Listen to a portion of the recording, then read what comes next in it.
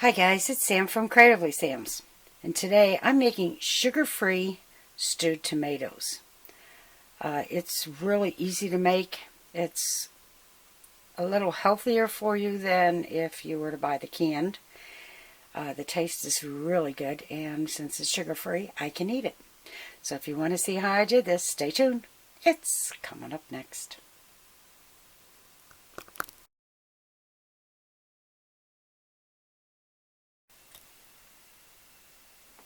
Okay, what you need is a large can of diced tomatoes, a medium onion diced, 2 stalks of celery diced, 1 green pepper.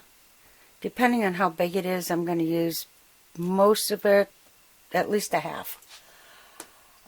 Splenda, basil, oregano, Italian seasoning, and water.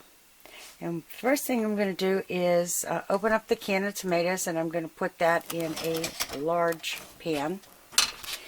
And then the vegetables I'm going to chop up. I'm going to put this in a small pan.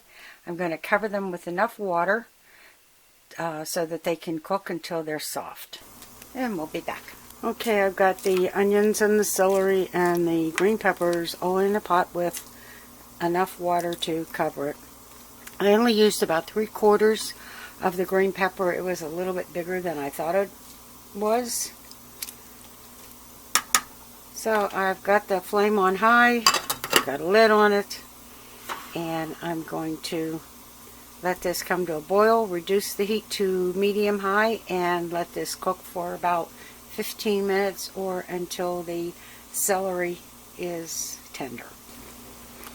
Okay, it started to boil. So I reduced the flame to about a medium, and I just turned the flame on the tomatoes down to a low.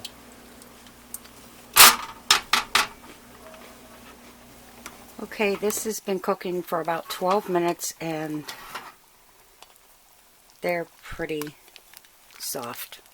So what I'm going to do is drain all the liquid off, and I'm going to pour these veggies in with those tomatoes, which are just starting to boil.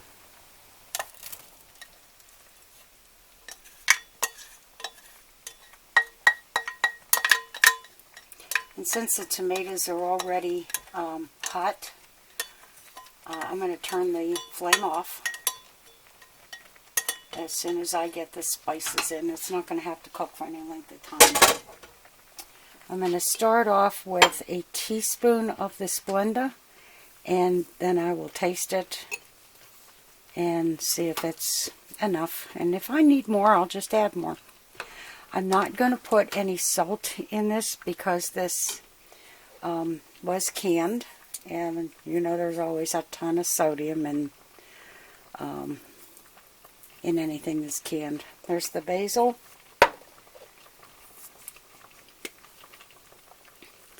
The oregano. You know how much I like oregano, so yeah, there's a little more than I think you normally would put in there, but that's me.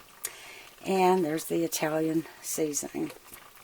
I don't need onion salt or onion powder or garlic powder just because I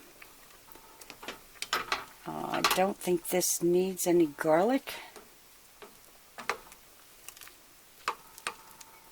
And there's enough onion in there. Okay, I'm going to taste it and see what I think about the Splenda. Yeah, I think it needs another teaspoon.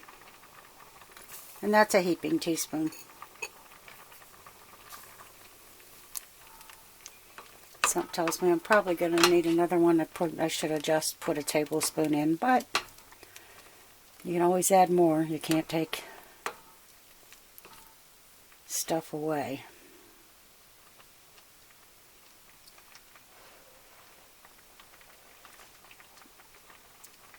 No, 2 teaspoons is fine. Okay, I'm just going to let this heat all the way through for about 1 minute, and then it'll be done. The only thing that I like to do at the very end is put a pat of butter in it. And we'll be back. Okay, I'm making a mess. It's been cooking for about a minute, which is going to be enough time to get all of those spices cooked all the way through. And I'm putting, it's about a teaspoon of butter, maybe a little bit over, but pretty close to a teaspoon. I'm going to turn the flame off.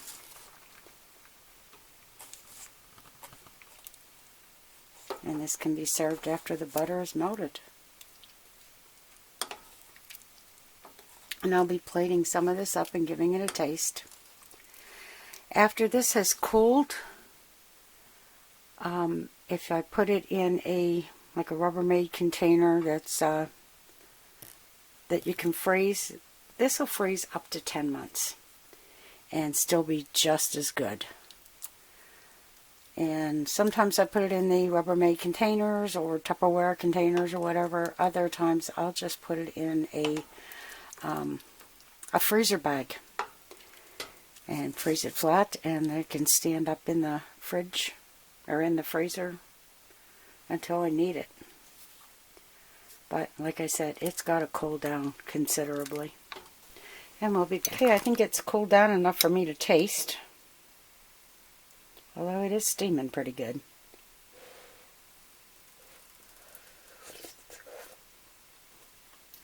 Oh, that is so good. And I can eat it. It's sugar-free. So if you like what you saw, give it a thumbs up, subscribe, and happy creating, everyone.